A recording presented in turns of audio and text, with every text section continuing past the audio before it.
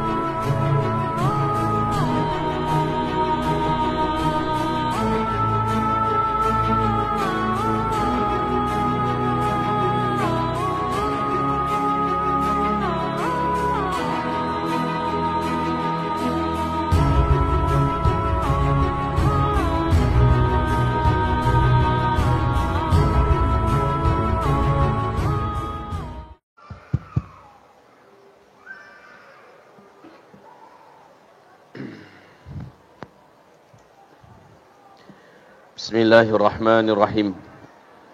Assalamualaikum warahmatullahi wabarakatuh. Alhamdulillahi rabbil alamin wal aqibatu lil muttaqin wala udwana illa 'alal zalimin. Ashhadu an la ilaha illallah wahdahu la syarika lah wa ashhadu anna sayyidana wa habibana محمدا عبده ورسوله لا نبي بعده قال الله سبحانه وتعالى يا أيها الذين آمنوا اتقوا الله حق تقاته ولا تموتن إلا وأنتم مسلمون وقال يا أيها الناس اتقوا ربكم الذي خلقكم من نفس واحدة وخلق منها زوجها وبث منهما رجالا كثيرا ونساء واتقوا الله الذي تساءلون به والأرحام إن الله كان عليكم رقيبا وقال يا أيها الذين آمنوا اتقوا الله وقولوا قولا سديدا يصلح لكم أعمالكم ويغفر لكم ذنوبكم ومن يطع الله ورسوله فقد فاز فوزا عظيما اللهم ارحمنا بالقرآن وصدق الله العظيم وقال النبي صلى الله عليه وسلم إنما الأعمال بالنيات وإنما لكل امرئ ما نوى فمن كانت هجرته إلى الله ورسوله فهجرته إلى الله ورسوله ومن كانت هجرته لدنيا يصيبها أو امرأة ينكحها فهجرته إلى ما هاجر إليه أما بعد حاضرين معاشر المسلمين والmuslimat mu'minin wal mu'minat arsyadani wa iyyakumullah. Segala pujian dan seluruh syukur kita peruntukkan buat Rabb dan Ilah yang kita ibadahi, tidak ada sekutu baginya. Alhamdulillah bini'matihi tatimmus salihah. Kemudian salawat beserta salam, mari Bapak Ibu sekalian, di pagi hari ini kita hadiahkan untuk kekasih Allah dan juga kekasih kita bersama-sama, Sayyidina Muhammad Rasulullah sallallahu alaihi wasallam. Bapak dan Ibu-ibu hamba-hamba Allah yang kami muliakan, apakah Bapak Ibu rutin atau sering atau setidak-tidaknya mengikuti perkembangan akhir zaman Bapak Ibu? Sudah pernah mendengarkan ceramah-ceramahnya Ustadz Rahmat Baikuni? Sudah mendengarkan ceramahnya Ustadz Ihsan Tanjung? Sudah mendengarkan guru kita Ustadz Abu Fatihah Al-Adnani menyampaikan kajian-kajian akhir zaman? Sering membuka YouTube kajian-kajian tentang akhir zaman? Maka dah selesai. Pulang kita lagi. Tapi hari ini insyaallah spesial. Wahai Bapak Ibu yang kami muliakan, agenda-agenda di fase keempat. Nabi mengatakan kita menjalani 5 fase. Fase pertama, Nabi memimpin umat Islam. Fase kedua, Khulafaur Rasyidin dengan konsep kenabian yang memimpin umat Islam. Fase ketiga, ini yang paling lama dan paling panjang, yaitu fase para khalifah yang menggunakan sistem kerajaan 1227 tahun lamanya, dan telah berakhir dengan runtuhnya khilafah Utsmaniyah di Turki pada tanggal 3 Maret tahun 1924. Fase ketiga sudah selesai. Kita sekarang ada di fase keempat, dan fase keempat ini ada di penghujung Bapak Ibu. Ibarat pendakian ini sudah hampir nyampe di puncaknya. Dan sebentar lagi kita akan berpindah dari fase keempat menuju fase kelima. Fase kelima dunia bagaikan surga. Fase kelima bertolak habis dengan yang kita jalani dan kita hadapi sekarang. Kalau sekarang zalim di mana-mana, bohong di mana-mana, korupsi di mana-mana, jahat di mana-mana. Kalau sekarang ini bencana di mana-mana, penyakit di mana-mana, kesusahan di mana-mana. Kalau sekarang ini perampokan di mana-mana, pembantaian, pembunuhan di mana-mana, gaduh di mana-mana, dan ke depan akan lebih dahsyat daripada ini. Tapi fa inna ma'al usri yusra.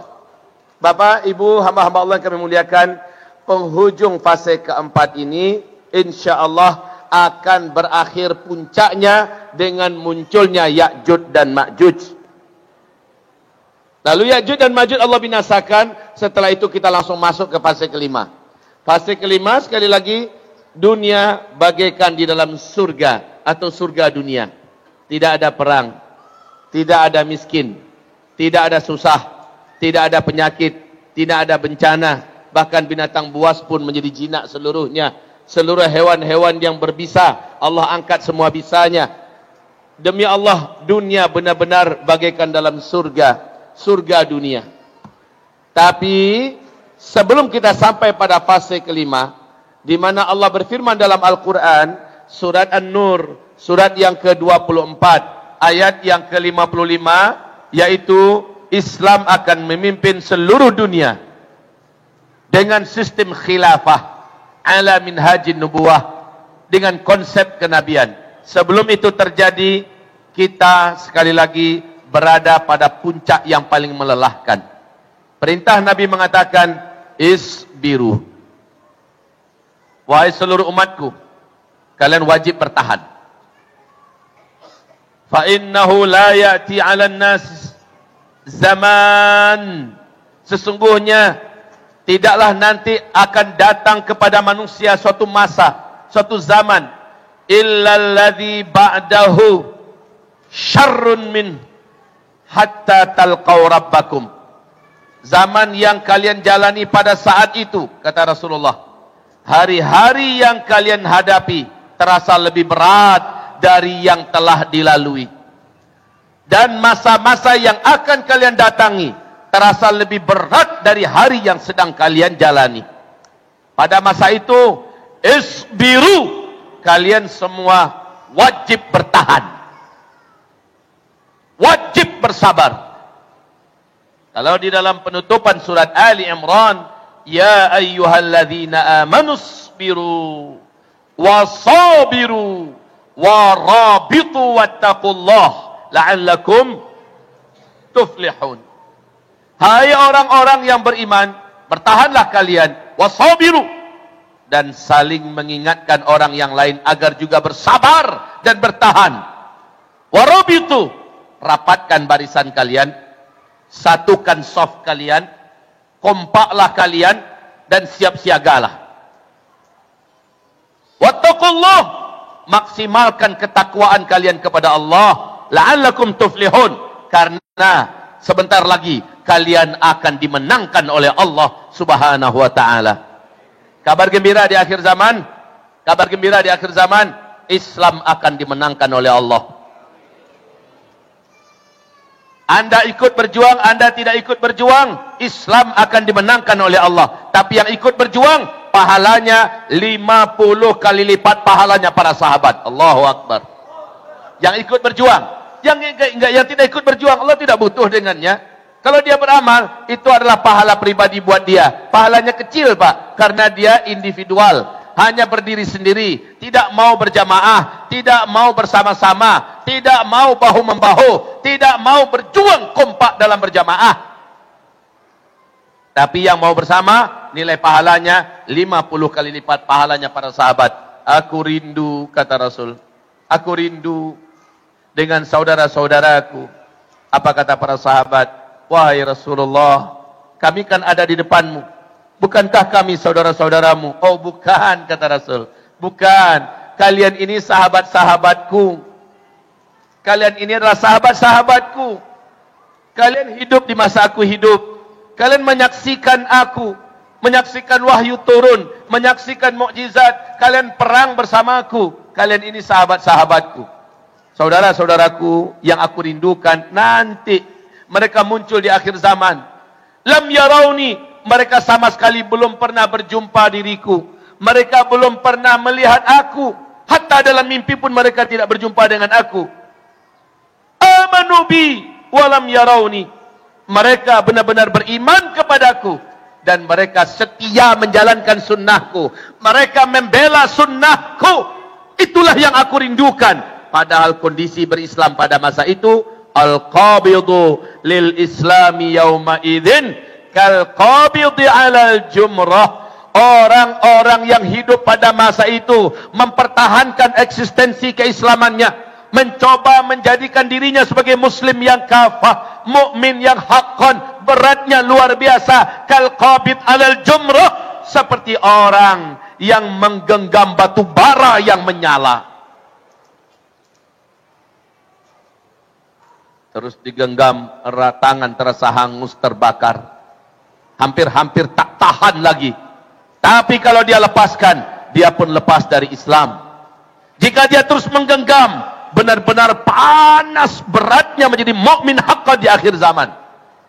Disitulah Rasulullah berkata, isbiru, bertahanlah kalian, bertahanlah, bersabarlah kalian. Dan orang yang hidup pada masa itu dinobatkan oleh Nabi Muhammad sebagai saudara yang dirindukannya. Dan kita bukan sahabat Nabi, tapi semoga kita adalah saudara-saudara Nabi yang dirindukan oleh Rasulullah sallallahu alaihi wasallam. Amin. Syaratnya sabar, Pak. Sabarlah dalam salat berjamaah 5 waktu di masjid. Sabarlah untuk jangan ketinggalan takbiratul ihram bersama imam. Sabarlah untuk rajin berinfak, berwakaf, sedekah. Sabarlah untuk puasa sunat Senin dan Kamis. Sabarlah untuk jangan terpikat dan terpedaya oleh riba. Sabarlah jangan mendurhakai suami, jangan melawan pada orang tua. Sabarlah untuk tetap memberikan tumpahan kasih sayang kepada istri, memeluk anak-anak dalam pelukan Al-Quran. Sabarlah walaupun dicaci maki, dicemeeh dan diintimidasi. Sabarlah apapun keadaan. Sabarlah di akhir zaman demi dan dalam rangka berjalan di atas siratal mustaqim. Kemudian akan banyak ujian, tantangan dan terpaan yang sangat hebat. Bagaimanapun beratnya, ibarat dalam hadis, kalaupun terbakar hanya ibarat tangan yang terbakar, bukan seluruh tubuh yang terbakar. Jadi ujian yang kita jalani ini kecil, Pak. Walanabluwannakum bisyai'in minal khawfi wal ju' wa naqsim minal amwali wal anfusi wat thamarat wa basyiris sabirin. Ujian yang kami datangkan kepada kalian adalah syai' minal khawf. Segelintir kecil cuman. Rasanya ujian itu segelintir kecil. Dibandingkan dengan neraka. Bagi yang tak sabar hidup dalam ujian ini, dia akan merasakan beratnya dan hebatnya neraka nanti. Dan itu adalah hukuman. Baik Bapak Ibu.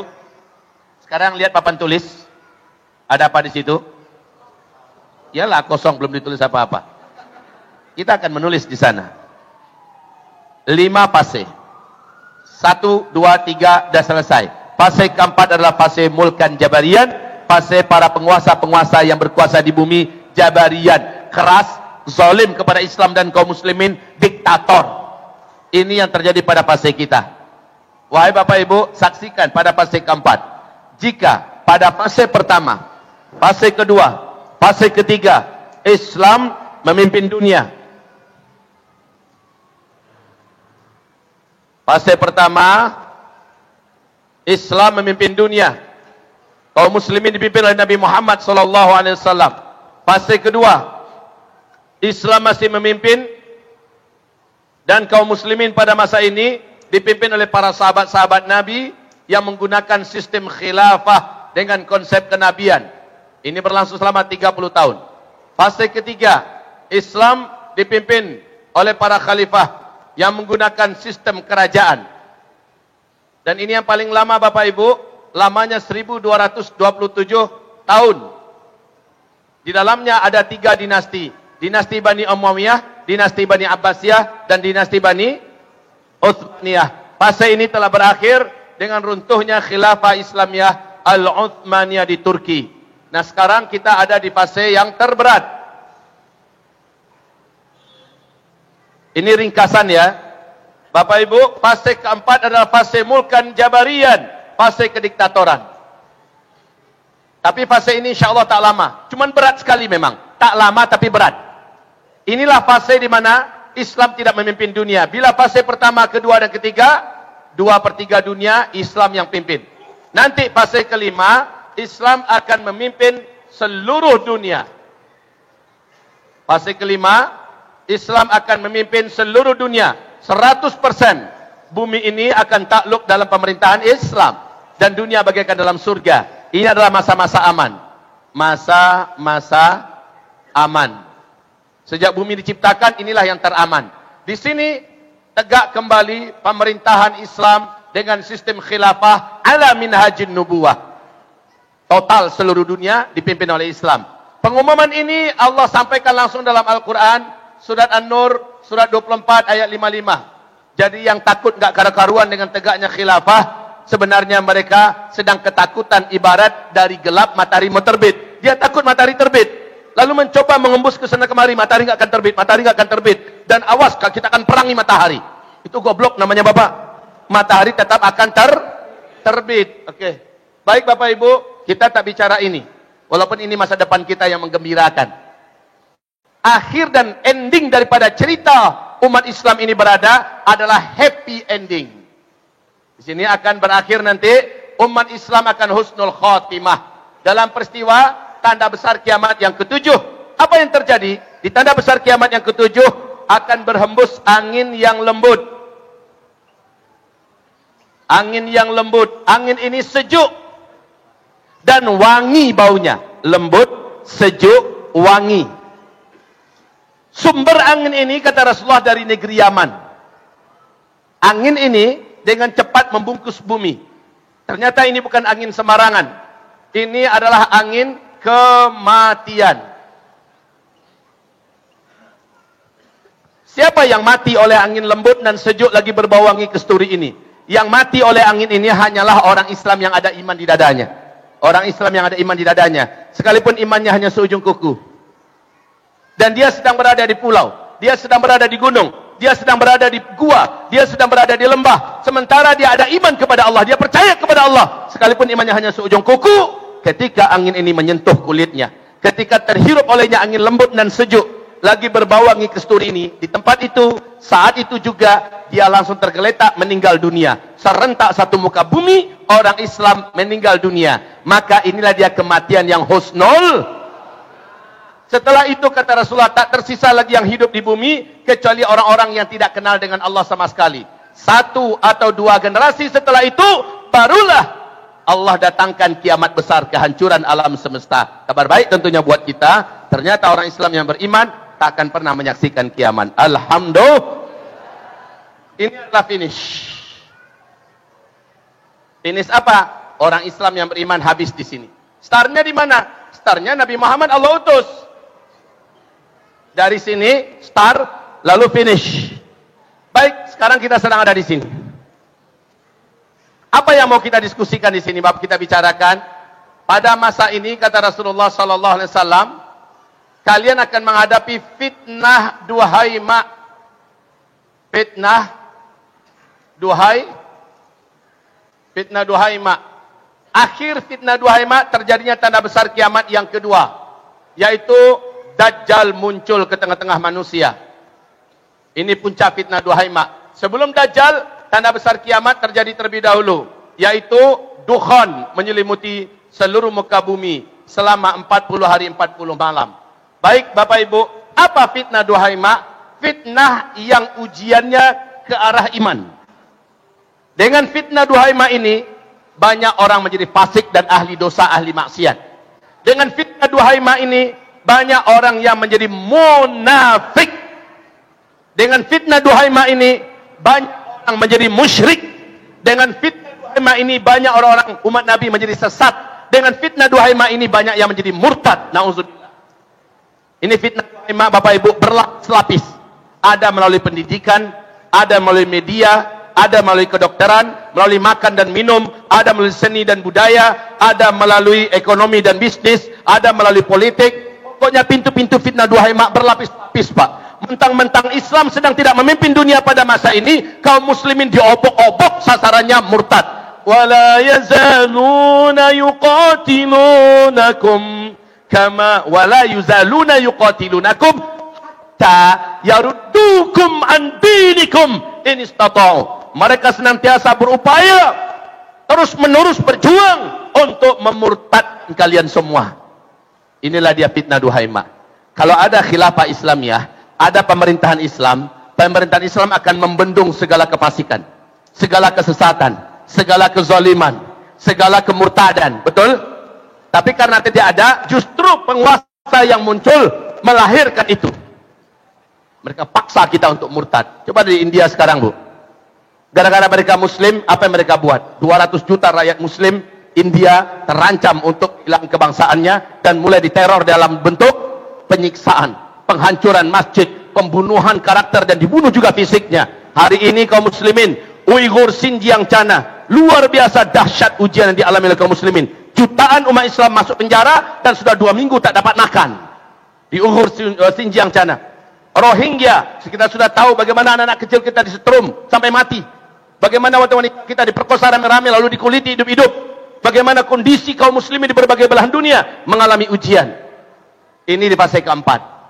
Tapi fase ini akan berakhir insya Allah. Baik. Nah, Bapak Ibu yang kami muliakan, sekarang yang telah terjadi pada fase keempat, ini yang telah terjadi. Lalu apa yang akan terjadi berikutnya? Yang telah terjadi pada fase keempat, yang pertama, bumi start menjalankan sistem baru, disebut dengan sistem demokrasi. Ini sistem baru. Dan ini terus berjalan. Puncaknya kapan? Dajjal keluar. Setelah khilafah Islam yang runtuh, maka yang dipakai di bumi adalah sistem demokrasi. Baik Bapak Ibu.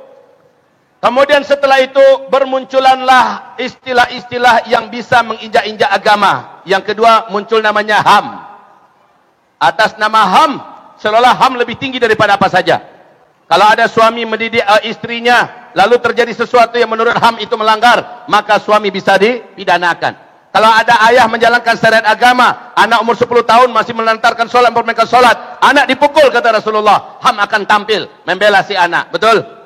Ke depan kalau ada yang berzina suka sama suka, ternyata syariat Islam melarang, lalu orang tua melarang anaknya, kamu nggak boleh menikah, kamu tidak boleh berzina. Lalu ini akan dikadukan ke pihak Komisi HAM, akan dibela orang yang berzina tersebut. Ini HAM muncul sebagai teror baru bagi umat Islam dan seterusnya. Lalu bagi orang-orang yang kerap dan akrab ingin mencoba mempraktekkan Islam secara kafah, digelari dengan radikal. Kemudian dituduh dengan tuduhan macam-macam, teroris dan sebagainya. Dan lain-lain. Ini terjadi pada masa ini Bapak Ibu, ya. Kemudian setelah itu, wahai Bapak Ibu yang kami muliakan, aliran-aliran sesat dan isme-isme bermunculan, ya. Isme-isme sengaja diciptakan. Aliran-aliran sesat sengaja dibuat supaya banyak orang sesat dan murtad. Aliran-aliran sesat. Baik, berikutnya wahai hamba-hamba Allah, Bapak Ibu yang kami muliakan, dimunculkan lagi berbagai macam jenis dosa dan maksiat diciptakan melalui seni, melalui permainan, melalui budaya, melalui film-film, ya. Dan dibukalah nightclub, dibukalah tempat-tempat pelacuran, tempat perjudian, bahkan dibuat manusia kembali menyimpang dari fitrah mereka. Laki-laki difasilitasi mencintai laki-laki, wanita didukung untuk mencintai wanita dan kawin sesama jenis. Inilah dia bermunculan di sini adalah apa yang disebut dengan tadlilul afkar wa tadlilul aqaid, ya. Ibarat Allah yang kami muliakan, di sini terbukanya pintu fawahish. Fawahish, maksiat dibuka selebar-lebarnya, bahkan difasilitasi oleh pemerintah, oleh negara di setiap negara ini. Fawahish wal munkarat dan munkarat. Kemudian pada masa ini juga berbagai macam jenis barang-barang memabukkan dengan nama-nama yang lain. Nanti di akhir zaman kata Rasulullah, barang-barang memabukkan namanya sudah macam-macam. Di zaman Nabi barang memabukkan cuma khamar. Tapi di akhir zaman namanya sudah macam-macam. Nih, barang-barang memabukkan. Apa di sini ya? Narkoba CS sajalah. Narkoba CS. Selanjutnya Bapak Ibu yang kami muliakan, dan juga di satu sisi ghazwul fikri, perusakan pemikiran. Ghazwul fikri, cuci pemikiran. Dan sekarang banyak orang Islam yang alergi dengan syariat Islam. Wanita yang sudah menuntut persetaraan gender dengan laki-laki. Sudah banyak ya melalui ghazwul fikri, orang-orang alergi dengan jihad fisabilillah, alergi dengan khilafah Islamiyah, alergi dengan syariat Islamiyah, alergi. Orang Islam sendiri loh itu, berkat ghazwul fikri. Sekarang ini Pak, wanita dicuci otaknya, orang-orang tua dicuci otaknya. Anak-anaknya yang pengen menikah usia 15 tahun, 16 tahun, 17 tahun, 18 tahun, ini dianggap sebagai ya terlalu dini, merusak anak, menutup masa depan anak dan sebagainya. Kemudian dicuci otaknya, yang benar itu adalah tamatkan kuliah, dapatkan kerja, baru bersuami. Sementara biar pergaulan bebas dulu, itu hak azazinya. Kenali dulu calon pasangannya, dan akhirnya maksiat ada di mana-mana. Kebuntingan apa? Hamil di luar nikah terjadi di mana-mana. Alhamdulillah ya. Ini akibat daripada ghazwul fikri. Apalagi zaman sekarang, Masya Allah, ini sangat tabu dan hampir di seluruh dunia berhasil ghazwul fikri ya. Di mana laki-laki hanya boleh menikah dengan satu wanita. Kalau terjadi upaya untuk poligami, semua orang merasa jijik dengan laki-laki itu dan menganggap si wanita bodoh karena mau dipoligami. Dan dianggap laki-laki wanita ini yang istri kedua perampas suami orang. Ghazwul fikri itu Pak. Ghazwul fikri, wahai hamba Allah yang kami muliakan. Seterusnya. Nah, lalu wahai hamba Allah, kolonialisme modern pun terjadi. Yaitu umat Islam di mana-mana diperebutkan, dirampok dan dirampas kekayaannya, dijajah tanah airnya, diambil harta kekayaan negerinya. Ini terjadi di mana-mana di seluruh dunia. Ini di fase keempat. Beratnya luar biasa Pak ya. Kemudian setelah itu barulah huru-hara merata di Timur Tengah, dan huru-hara yang kita sebut dengan Arab Spring. Setelah itu salju turun di negeri Arab. Pertama kali 2009 salju turun di Tabuk. Sekarang sampai beberapa minggu yang lalu Masjidil Haram sudah dibungkus oleh salju. Betul Bapak Ibu? Ini ada hadisnya jelas dari Nabi sallallahu alaihi wasallam. Setelah itu yang terjadi apa? Yang terjadi adalah umat Islam dibantai. Fitan di Syam. Umat Islam di negeri Syam dibantai. Syam itu di mana? Palestina, Syria, Lebanon, Jordania. Inilah fitnah Syam. Fitnah Syam. Nah, Nabi memberikan isyarat. Apa sabda Rasulullah? Apabila kalian sudah menyaksikan, ini ya, apabila kalian sudah menyaksikan fitnah membara di negeri Syam, umat Islam dibinasakan, umat Islam dibantai, umat Islam disiksa, umat Islam dipaksa murtad, lalu masjid-masjidnya dihancurkan, Al-Quran yang diinjak-injak, betul-betul kehormatan betul-betul sudah tidak ada sama sekali, dan kaum muslimin dipaksa dan diusir keluar. Saat itu terjadi di negeri Syam. Badiru bil a'mal. Ini perintah Rasulullah sallallahu alaihi wasallam. Badiru bil a'mal. Berlomba-lombalah kalian memperbanyak amalan-amalan saleh. Badiru bil a'mal. Berlomba-lombalah memperbanyak amalan saleh. Fitanan, pada masa-masa fitnah. Ternyata di hadis yang lain, Nabi memperjelas, fitan yang dimaksud bukan di India, bukan di Uighur Xinjiang Cina, bukan di Rohingya, bukan di Filipina, bukan di Mesir, bukan di mana-mana. Ternyata fitan yang dimaksud oleh Rasulullah adalah Bisyam. Ketika di akhir zaman, fitnah itu terjadi di negeri Syam. Kamu yang ada di muka bumi, saatnya berdiri, berlomba-lombalah, berpacu-paculah, terang-teranganlah, memperbanyak amal soleh. Ketika kamu sudah menyaksikan, awas, ini sejak Maret 2011, Bu. Fitnah terjadi di negeri Syam. Saat Arab Spring dan Suria adalah yang terakhir, betul?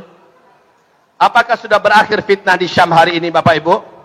Belum. Bahkan tahun 2020 Israel bersumpah 2020 seluruh Palestina sudah menjadi milik mereka. Apapun yang terjadi, orang Palestina sudah tidak punya lagi tanah air.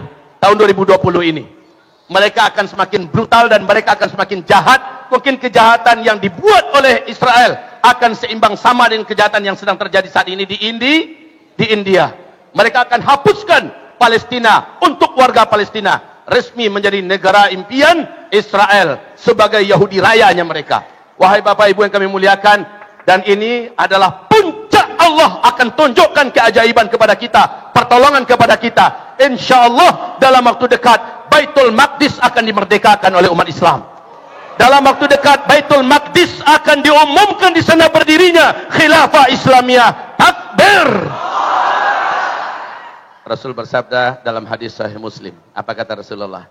Hai Muaz, kata Rasul, nanti Baitul Maqdis di akhir zaman akan dibebaskan kembali, akan dimerdekakan oleh hamba-hamba Allah yang terkuat. Pada saat itu Khilafah Islamiyah diumumkan di sana. Maka wahai Muaz, saat itu negeri terkuat dan teraman di bumi adalah Palestina, dan kondisi Madinatul Munawwarah dalam kondisi chaos, kacau, ribut, kisruh, berdarah-darah. Kalau Madinah sudah kisruh, berdarah-darah, bagaimana dengan Mekah? Kita tahu Mekah lebih keras daripada Madinah. Kalau Mekah, Madinah yang dijamin aman dalam doa Nabi Ibrahim dan Nabi Muhammad, begitu, bagaimana Arab Saudi? Kalau Arab Saudi sudah begitu, bagaimana dengan Jazirah Arabia? Kalau Jazirah Arabia sudah begitu, bagaimana dengan seluruh dunia? Betul tidak? Maka bergeraknya waktu di sini kita akan menyaksikan pemandangan-pemandangan yang paling menakutkan, Bapak Ibu. Pemandangan-pemandangan darah di mana-mana, perang di mana-mana, bencana di mana-mana, kelaparan di mana-mana, penyakit di mana-mana, musibah-musibah alam di mana-mana akan datang dalam waktu yang tak lama. Wallahi, yang dijaga oleh Allah, yang akan bertahan pada masa ini, Allah umumkan dalam Al-Quran. Surat Al-An'am ayat 158. Hanyalah orang-orang yang beriman saja. Imannya benar, akidahnya kuat, tauhidnya lurus, amal solehnya banyak, jauhkan diri dari maksiat. Mereka yang dijamin selamat. Berat apapun ujian ke depan, mereka yang akan selamat. Tolong diulangi Bapak Ibu, siapa yang akan selamat di akhir zaman? Tolong jawab. Orang yang beriman, imannya benar, akidahnya kuat, tauhidnya lurus, ibadahnya banyak, amal solehnya banyak, dan jauh dari maksiat. Ini akan dijaga oleh Allah, bukan duit yang banyak. Bukan. Kapal Diamond Princess isinya 3.700 orang-orang kaya dunia. Fulusnya, rekeningnya ada di berbagai negara, Pak. Duitnya banyak. Berkutik nggak mereka ketika mereka terserang virus COVID-19 atau novel corona baru?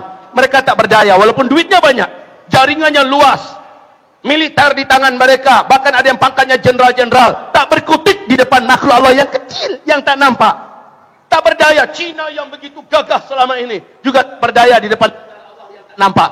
Virus COVID-19, ya, Allah datangkan itu. Adakah harta bermanfaat di akhir zaman ini? Tidak. Ternyata unik, orang Islam yang taat-taat tak tembus oleh virus corona. Di Cina bukan tak ada, di provinsi Hubei bukan tidak ada orang-orang Islam, ya, dan di provinsi, di kota Gaidu bukan tak ada orang Islam yang kuat-kuat, yang taat-taat. Tapi kena nggak mereka oleh virus corona? Tidak. Pertanyaannya, kenapa bisa nggak kena? Iman dan amal soleh sudah mulai bekerja menjaga orang-orang beriman. Virus juga menjadi cerdas sebagai tentara Allah. Dia takkan mau menghampiri, mendekati, apalagi memasuki, menyakiti orang-orang beriman yang soleh, takkan mau. Dukhon juga demikian. Dukhon ini bersatu dengan debu akibat hantaman meteor menabrak bumi yang menimbulkan kekuatan ledakan lebih dari 1 juta kali lipat bom nuklir yang meledak di Nagasaki dan Hiroshima. Bersatunya debu dari partikel-partikel bumi yang meledak, ya, membumbung dan memenuhi atmosfer bumi kita, bersatu dengan asap yang dibawa oleh hujan meteor. Wahai Bapak Ibu, dukhon yang teramat sangat gelap. Ternyata dukhon ini hanya menimbulkan mudarat untuk orang munafik, orang fasik, ahli maksiat, orang yang minim amal soleh, apalagi orang kafir. Ini akan tersiksa oleh dukhon. Tapi orang beriman yang beramal soleh, kata Rasulullah, mereka hanya seperti terserang flu dan demam. Sikit saja. Mereka hanya seperti terserang flu dan demam. Sementara yang lain, kelepek-kelepek. Kulit mereka melepuh. Dari dada mereka mengeluarkan asap. Dari mulut mereka mengeluarkan asap. Pada masa dukhon, hanya orang-orang beriman yang beramal soleh yang akan terjaga. Ketika Dajjal keluar, juga hanya orang-orang beriman yang amal solehnya banyak yang akan terlindung dan tidak akan mempan oleh sihir Dajjal, bagaimanapun kuatnya Dajjal. Hanya orang-orang beriman. Dan ketika Ya'juj dan Ma'juj, mana Ya'juj Ma'juj? Ini yang keempat, ya. Yang keempat sekaligus sebagai penutup fase keempat, yakni lepasnya Ya'juj dan Ma'juj. Nah, pada masa ini hanya orang-orang beriman yang beramal soleh lah yang dilindungi oleh Allah dari Ya'juj dan Ma'juj. Dan nanti tanda besar kiamat yang kelima, matahari terbit dari sebelah barat, lalu binatang raksasa. Binatang raksasa, ini surat An-Naml. Akan keluar binatang raksasa dari dalam perut bumi. Binatang ini dapat berbicara dengan manusia dalam bahasa manusia. Binatang ini cerdas dan dia membawa dua senjata pusaka. Pertama tongkat Nabi Musa dan yang kedua cincin Nabi Sulaiman. Binatang ini tahu langsung kalau yang ditangkapnya ini orang beriman, maka cincin Sulaiman diusapkan ke wajahnya, wajahnya menjadi putih, bersih dan bercahaya.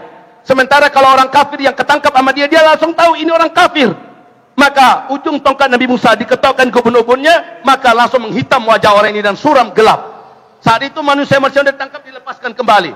Maka manusia yang hidup di muka bumi bisa saling mengenal ini orang kafir, orang mukmin hanya dengan warna wajah, warna kulit wajahnya, ya.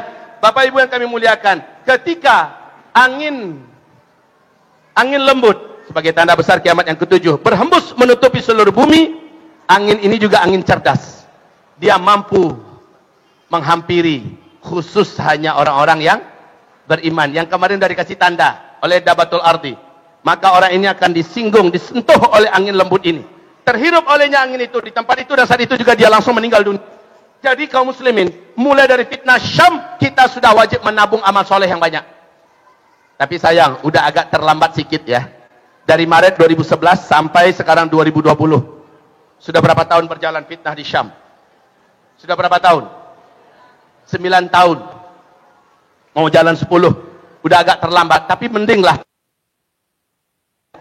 Dan sekarang bagi yang merasa terlambat, lakukan akselerasi amal soleh. Akselerasi amal soleh, lakukan, walaupun terlambat lebih baik.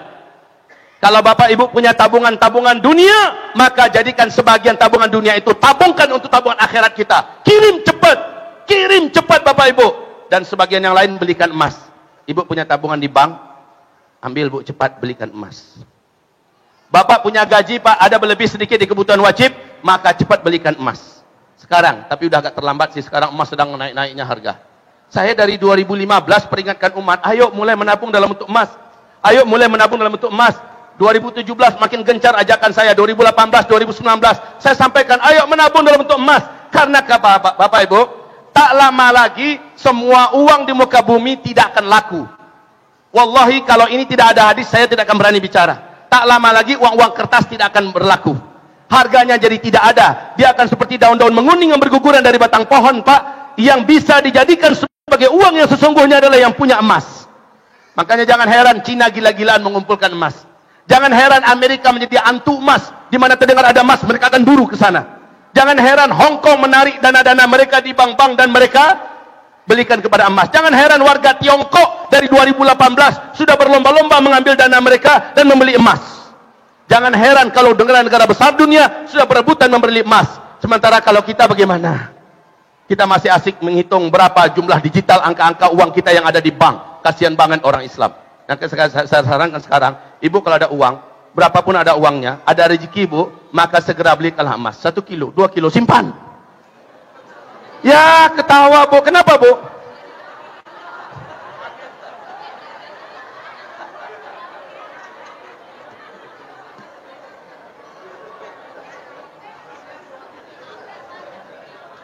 Sekarang ibu ketawa kan? Sekarang ibu ketawa. Dalam hadis yang sahih, Rasul bersabda, di fase kelima nanti, semua orang punya stok emas yang melimpah ruah di rumah masing-masing. Benar bu. Dan ibu akan menyaksikan kejadian itu. Cuman sayang bu, bapak-bapak sudah banyak di alam barzakh. Bapak yakin tak? Karena kata Rasulullah SAW, orang pada fase kelima, jumlah laki-laki dibandingkan wanita, 1 laki-laki berbanding 50 wanita. Wow. Yang punya semangat poligami, silakan tunggu fase kelima. Setuju bu? Fase kelima bu. Kebanyakan mereka sudah di alam barzakh. Silakan poligami dilangsungkan di alam barzakh. Kalau mau bapak ibu yang kami muliakan, maka ingat sekali lagi, fase kelima nanti emas melimpah ruah. Sebab seluruh kekayaan dalam bumi berupa emas muntah ke permukaan. Dan ini dikuasai oleh khilafah Islamiyah. Apa kata sang khalifah? Siapa yang butuh emas silakan pergi ke gudang, ambil berapa perlu. Maka kata Nabi, akan ada nanti yang dengan jubahnya. Dia pergi ke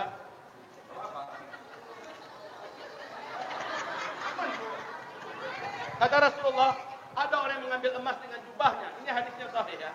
Ada mengambil emas, lalu dia pergi ke rumah bawa emas. Yang dibawa emas pak, bukan beras. Emas, bukan supermi. Maka pada masa itu kata Nabi, tidak ada lagi orang yang mau menerima zakat. Sama sekali orang nggak ada miskin di dunia ini. Lalu orang mencoba mewakafkan tanahnya. Apa kata orang? Dulu kami perlu tanahmu untuk diwakafkan, tapi sekarang kami sudah tidak perlu. Saat itulah nanti di mana zakat, sedekah, hibah, wakaf semuanya ditolak oleh orang lain. Pada masa itu kata Rasulullah SAW, ada tetangga yang membawa emas untuk dihadiahkan pada tetangganya. Pak, ini hadiah pak. Terimalah pak. Terimalah ini hadiah. Emas. Kata Rasulullah, emas itu 2 telapak tangan. Emas. Ya, bukan tisu. Di fase kelima. Apa kata tetangga? Masya Allah, engkau tetangga yang soleh. Aku bersaksi engkau tetangga yang beriman. Tapi minta maaf, hadiahmu tak bisa saya terima. Ibarat bahasa kita, no, di dapur ada 5 karung emas, mau diapain tuh, saya bingung juga. Wallahi bapak ibu, sekarang bapak ibu dengar 1 kilo ketawa, karena memang kayaknya mustahil ya bu ya. Tapi di fase kelima ibu akan punya semua.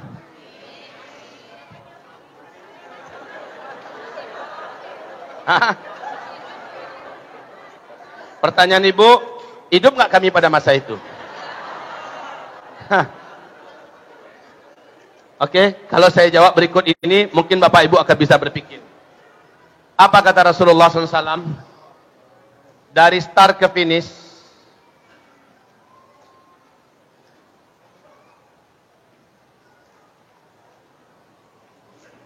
ya, hadis ini diriwayatkan oleh Abu Daud. Ada kelompok hadis. Dari sejak Nabi diutus sampai umat ini serentak Allah wafatkan, masa yang disediakan oleh Allah untuk kalian ada 2 kelompok hadis.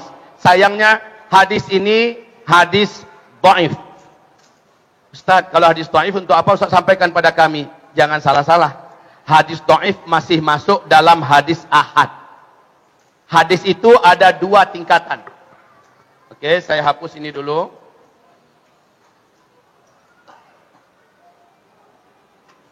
Hadis tertinggi namanya hadis mutawatir. Hadis mutawatir. Di bawah hadis mutawatir ini kekuatan riwayatnya sama dengan kekuatan riwayat ayat-ayat Al-Quran. Mengingkari satu hadis mutawatir murtad langsung, kafir. Nah, di bawah hadis mutawatir namanya hadis ahad. Hadis ahad ini ada 3 level.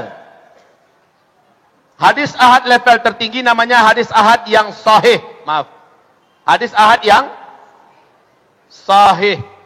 Kita kenal istilah ini selama ini dengan Sahih Bukhari, Sahih Muslim dan lain-lain. Di bawahnya namanya hadis hasan. Paling bawah namanya hadis dhaif. Hadis dhaif. Awas ya. Ketiga level hadis ini oleh para ulama ahli hadis masih diakui sebagai perkataan Rasulullah yang mulia sallallahu alaihi wasallam. Ini masih perkataan Rasul. Tapi yang wajib ditolak adalah di luar ini, hadis maudhu' atau hadis palsu, tolak. Hadis mungkar, tolak. Hadis la aslalah, enggak jelas sumbernya, tolak. Selama hadis ini sahih, hasan, dhaif, ini masih qaul Rasulullah sallallahu alaihi wasallam. Hanya bedanya, jika hadis dhaif ada 8 adab. Adab pertama, hadis dhaif tidak boleh dijadikan sumber akidah. Yang kedua, hadis dhaif tidak bisa dijadikan sebagai dalil dan hujjah untuk urusan-urusan usuluddin, enggak boleh. Yang ketiga, hadis dhaif kalau disampaikan pada orang yang mendengar wajib mendengar, orang yang menyampaikan mengatakan, "Bapak, Ibu, ini hadisnya dhaif ya." Itu adabnya ya, harus sampaikan. Yang keempat, hadis dhaif kalau bertentangan dengan hadis di atasnya, langsung hadis dhaif tidak dianggap. Yang kelima, hadis dhaif dalam urusan fadilat amal, fadail amal dapat dijadikan sebagai sumber dalil dan bisa diamalkan. Ini hadis dhaif dalam urusan siapa yang melaksanakan sholat sunat syuruk 2 rakaat setelah dia berjamaah di masjid dan dia duduk dan berzikir sampai matahari terbit, setelah terbit lalu dia bangun 2 rakaat, maka dia mendapatkan pahala ini. Ternyata hadisnya dhaif. Pahalanya besar disebutkan dalam hadis itu. Amalkan. Seluruh ulama hadis sepakat mengatakan hadis dhaif dalam motivasi amal bisa dipakai. Ya. Yang keenam, hadis dhaif ini ada pada hadis dhaif. Kalau dia memang masih perkataan Rasulullah walaupun dhaif, maka Allah berfirman dalam surat Al-Hujurat ayat 1 dan ayat 2, perkataan Rasulullah lebih tinggi daripada perkataan manusia mana saja di muka bumi ini. Maka kalau berkata Kiai Anu berkata, Syekh Anu berkata, Buya Anu berkata, Ustaz Anu berkata, ulama Anu berkata, tiba-tiba ketemu hadis Nabi dalam masalah yang sama. Qala Rasulullah. Adabnya oleh seluruh ulama ahli hadis, qala Rasulullah lebih diutamakan dari seluruh perkataan siapa saja. Perkataan yang lain lewat, langsung didengarkan perkataan Rasulullah walaupun hadis yang dhaif. Itu menandakan perkataan Rasul wajib lebih tinggi. 6B, karena ini masih perkataan Rasulullah, wajib dimuliakan dan dihormati.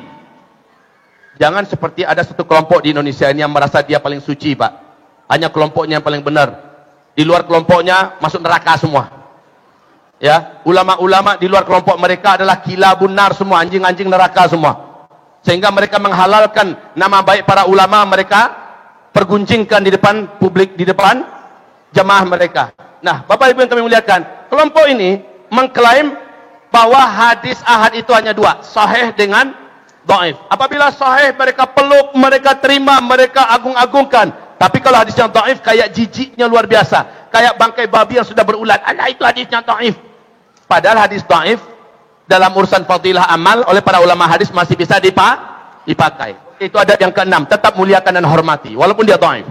Karena masih perkataan Rasul ya. Adab yang ke-7 hadis dhaif. Hadis dhaif adab yang ke-7. Wahai Bapak Ibu yang kami muliakan, seandainya berbicara tentang perkara gaib, karena dia hadisnya dhaif, cukup sekedar diilmui dan didengar.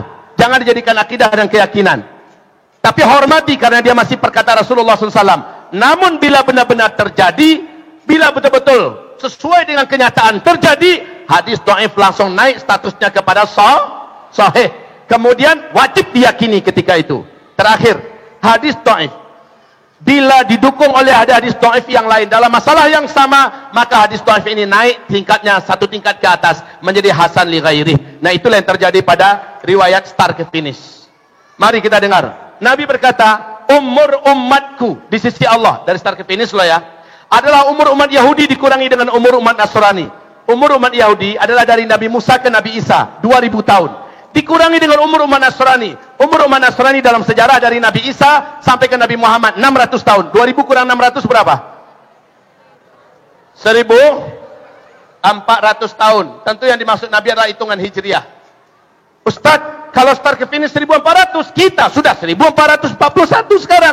Ini 14 Pak Ustaz. Enggak. Kenapa? Ini baru satu kelompok riwayat. Kelompok riwayat yang lain ini Hasan li ghairi. Apa kata Rasulullah? Umur umatku di sisi Allah dari start ke finish adalah 1 hari saja. Lalu Allah menambahkan untuk umatku setengah hari lagi. 1 hari di sisi Allah di surat As-Sajdah ayat 5 setara dengan 1000 tahun kita menghitung di dunia. Betul Bapak Ibu? Maka 1,5 jadi berapa? Jadi 1500 tahun hitungan Hijriah.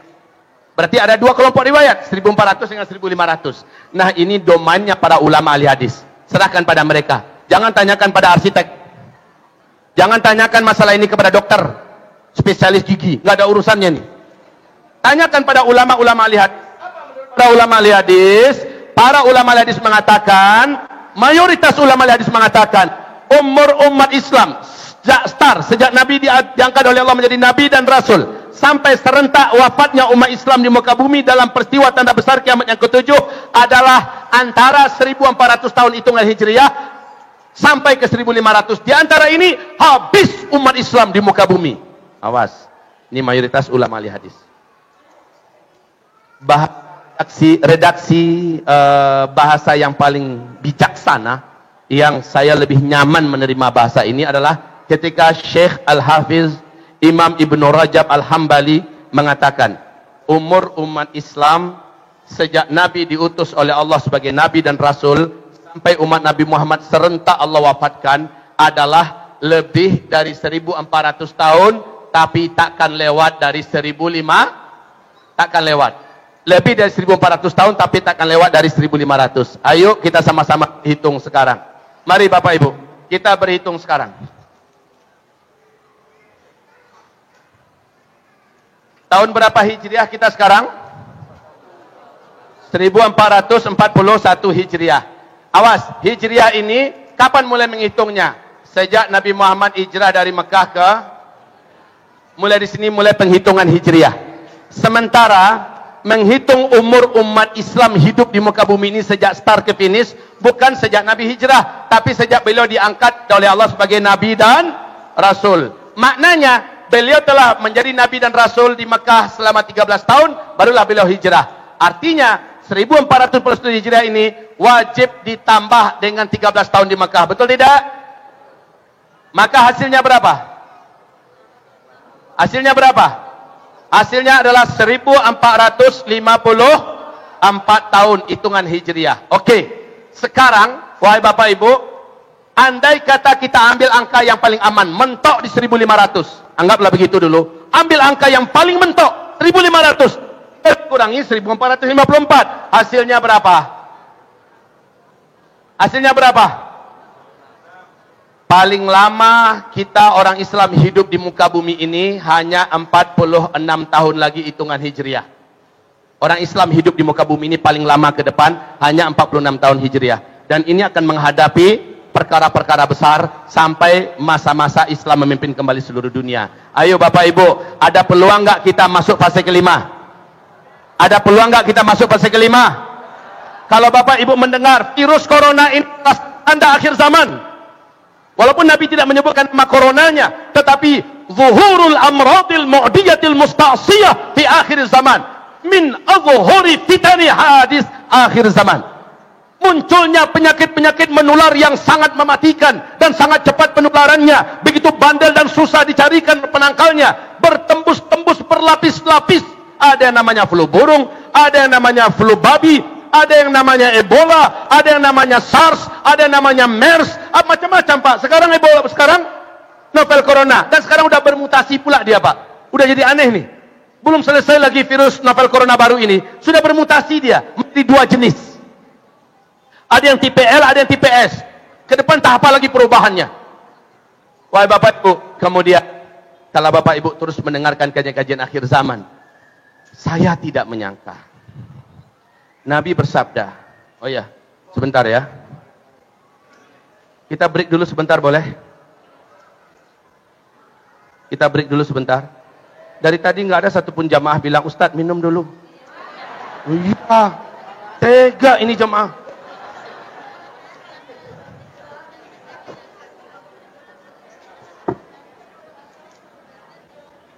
Kita sampai jam berapa, Pak? Hah? Jangan seperti di Azikra. Di Azikra undangannya dari jam 9 sampai zuhur. Waktu itu zuhur jam 12 kurang seperempat. Undangannya dari jam 9 sampai zuhur. Tahu-tahu Pak, yang hadir ketika itu lebih dari 10 ribuan orang jemaah. Tahu-tahu pas mau zuhur masuk, apa teriak jemaah? Tambah, tambah Ustaz, tambah.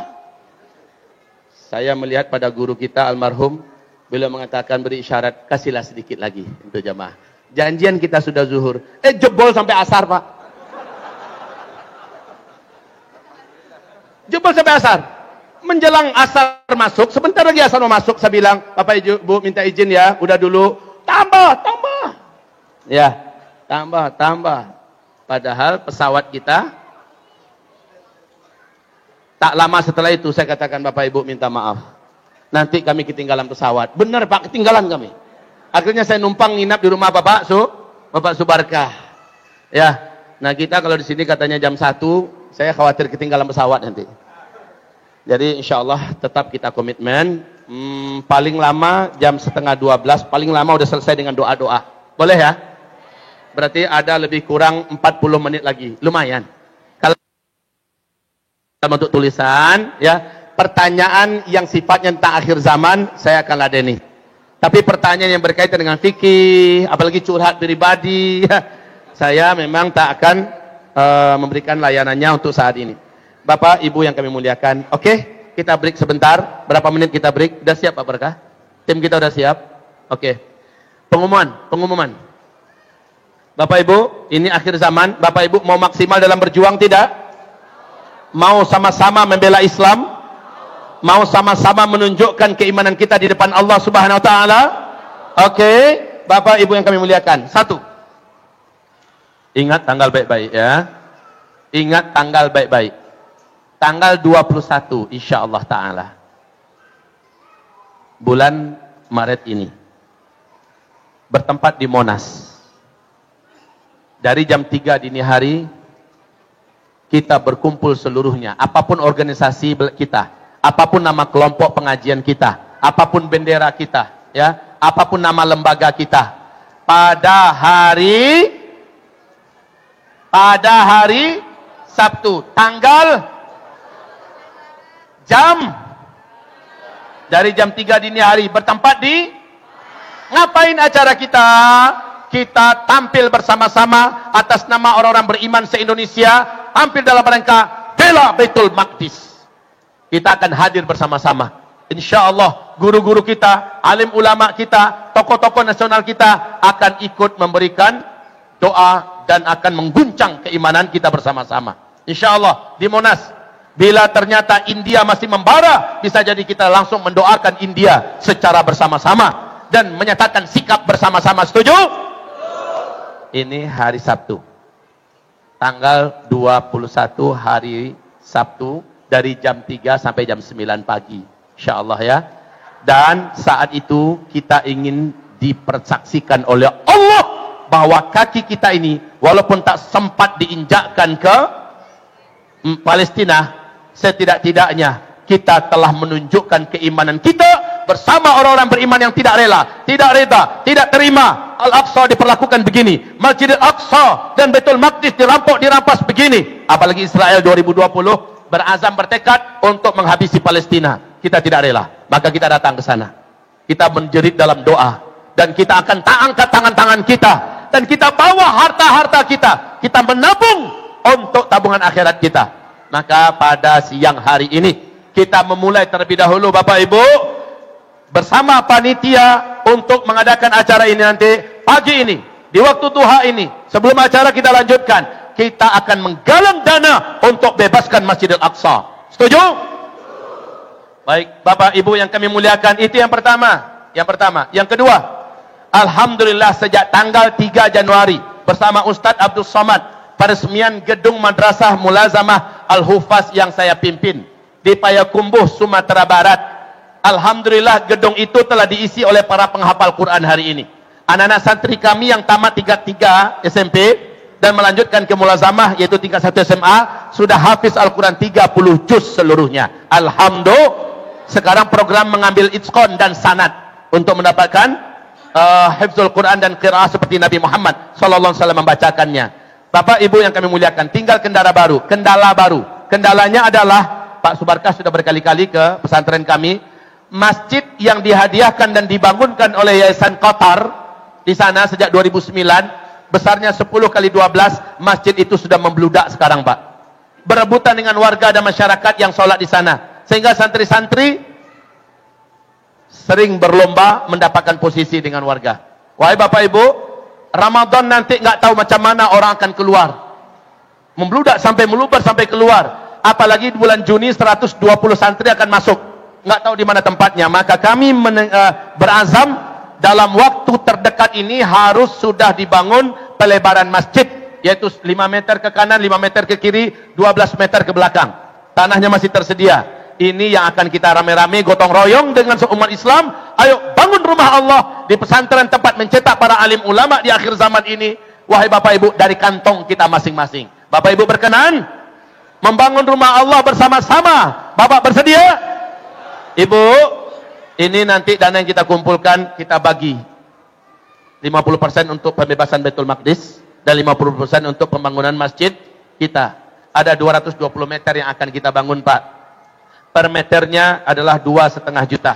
Kami berharap bulan Ramadan ini sudah dapat dipakai walaupun masih kasar. Kita berharap bulan Ramadan sudah bisa dipakai. Minggu depan insya Allah pembangunan sudah dimulai. Wahai Bapak Ibu yang kami muliakan, yang kita butuhkan 220 meter. 220 meter kali 2,5 juta. Ya. Maka inilah yang kita cari sekarang bagi Bapak Ibu. Sekarang untuk Baitul Maqdis, perjuangan Baitul Maqdis dan pembangunan masjid, silakan bangkit. Mana tim kita? Mana? Silakan bangkit sekarang, bergerak dan jalan. Oke, bismillah. Itu yang membawa kantong-kantong hijau. Ini adalah pembangunan masjid di pesantren dan juga pembebasan Baitul Maqdis. Bismillah, lemparkan tabungan-tabungan akhirat Bapak Ibu semuanya. Yang ibu-ibu nggak ada yang jalan nih? Oh ya, ada 1. Oh ada 2. Silakan Bu. Ibu yang nggak bawa uang nggak apa-apa, nggak selalu harus uang. Cincin ibu boleh lepas. Anting-anting, kalung, gimana tidak? Di beberapa tempat terbukti kok. Ternyata ibu-ibu di zaman Nabi tidak jauh beda lah. Zaman Nabi ibu-ibu anting-antingnya lepas, gelangnya lepas, kalungnya lepas. Zaman Nabi Muhammad. Zaman sekarang ada 1-2 yang lepas. Ada yang datang waktu itu, Ustadz, ini cincin pernikahan kami Ustadz. Tolong diterima Ustadz, jadikan ini sebagai sedekah jariah yang pahalanya mudah-mudahan mengalir untuk kami sampai hari kiamat. Tapi tolong doakan Ustadz supaya suami saya nggak nikah lagi. Saya katakan sini, kita doakan, ya Allah, tautkan hati suaminya kembali kepada sang istrinya. Ya Allah, jadikanlah suaminya tidak menikah lagi dengan siapapun selama istrinya masih hidup, ya Allah. Kenapa tidak? Ada yang pesan, Ustadz saya ambil 1 meter, tapi doakan anak saya jadi hafiz Quran ya Ustadz ya. Boleh. Maka nanti boleh ditransfer kemari. Boleh ditransfer ke 1 Bank Syariah Mandiri 063 05 kali 89 ya, atas nama Zulkifli H. Yang kedua, transfer ke Bank Sentral Asia 614 50 473 60 atas nama Zulkifli Muhammad Ali. Oke. Ini untuk konfirmasi. Silakan ke 0812 660 11331 dan 0852 92222408. Nah, Bapak Ibu, nomor yang pertama di atas ini nomor pribadi saya. Yang pertama di atas ini WA pribadi. Awas. Bertanya tentang akidah saya layani, bertanya tentang tafsir ayat-ayat Al-Qur'an saya ladeni, bertanya tentang akhir zaman saya akan respon, Tapi kalau bertanya masalah fikih, memang saya tidak akan respon. Silakan bertanya pada ulama-ulama ahli fikih, ya. Dan maaf, di nomor ini saya takkan melayani curhat pribadi. Ini juga perlu saya sampaikan. Beberapa kali saya cukup bubak belur, Bapak Ibu. Baru nelpon dia, kita angkat. Ustaz, suami saya. Belum memperkenalkan diri, entah apa masalahnya, langsung suami saya. Hampir 2 jam, Bu, saya melayani. Nyesel saya. Kenapa saya angkat ya? Jadi, maaf. Kalau curhat pribadi, mungkin saya akan langsung close. Minta maaf Bapak Ibu, saya nggak ada waktu untuk curhat. Assalamualaikum. Ya.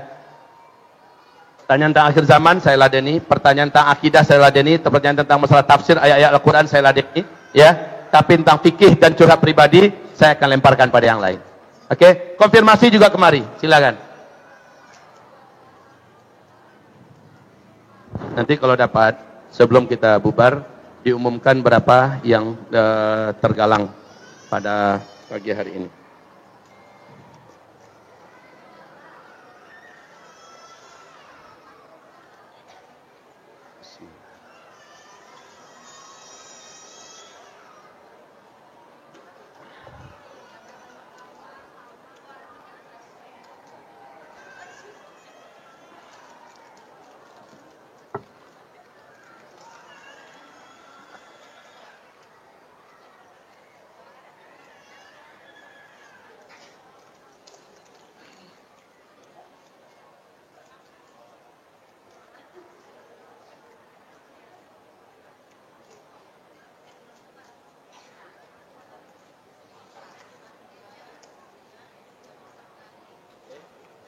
Bismillah, sudah bisa kita lanjutkan?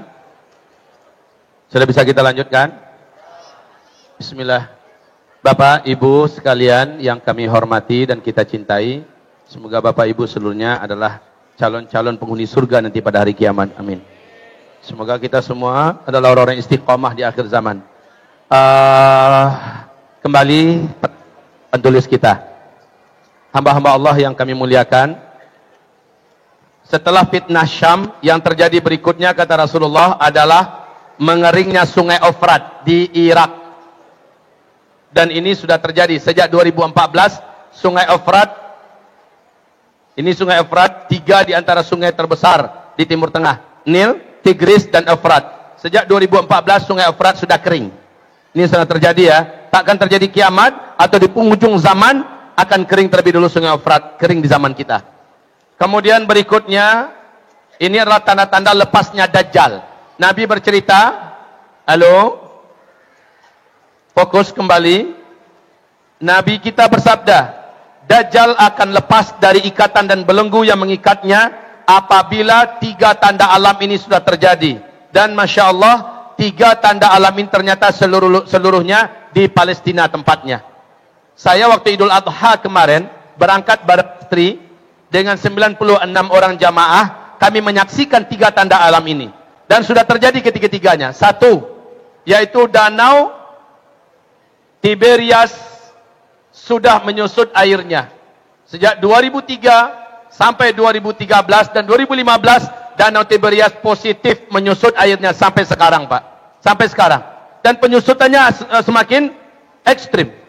Yang kedua, apabila mata air Zuhar, ini tak jauh dari danau Tiberias, penduduk bercocok tanam dengan mata air itu dan makan minum mereka dari mata air ini. Mata air apa namanya? Mata air Zuhar. Sudah kering, tidak meneteskan air 1 tetes pun. Hampir 3 tahun ini, mata air Zuhar sudah tidak mengeluarkan air 1 tetes pun sekarang ini. Dan yang ketiga, ini tanda-tanda Dajjal sudah lepas ya dari ikatannya. Nabi bersabda, dari Dajjal lepas sampai dia muncul ke tengah-tengah manusia dan menyebarkan fitnahnya, ada jarak waktu 40. Nabi tidak menjelaskan 40 jam, 40 hari, 40 minggu, 40 bulan, 40 tahun. Nabi tak menjelaskan. Tapi saya mengkaji hadis-hadis Nabi yang berkaitan dengan seluk-beluk fitnah akhir zaman.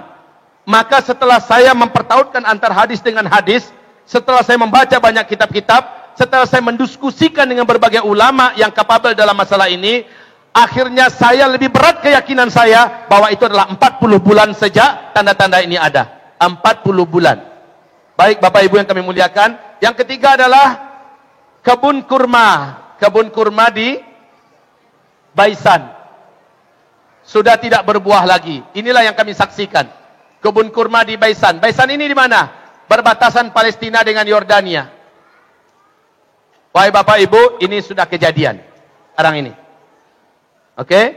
Nah, selanjutnya apa yang terjadi berikutnya? Ini dari hadis Nabi Muhammad SAW. Yang terjadi berikutnya adalah apabila penguasa Mekah Madinah pada saat itu sudah kembali jahiliyah dan pintu-pintu dosa maksiat mereka buka. Sudah apa belum? Dari 2016 oleh Muhammad bin Salman. Wahai Bapak Ibu yang kami muliakan, ini KSA sudah menjadi jahiliyah kembali. Satu persatu buhul-buhul syariat Islam dilepaskan. Satu persatu dosa-dosa dan pintu-pintu maksiat dibuka. Ya, ini sangat mengerikan Bapak Ibu. Nah, kemudian yang terjadi berikutnya adalah tangan mencincang, bahu memikul. Ini yang terjadi berikutnya. Huru hara dan petaka-petaka dahsyat. Ini yang terjadi berikutnya. Dan sebagiannya sudah mulai.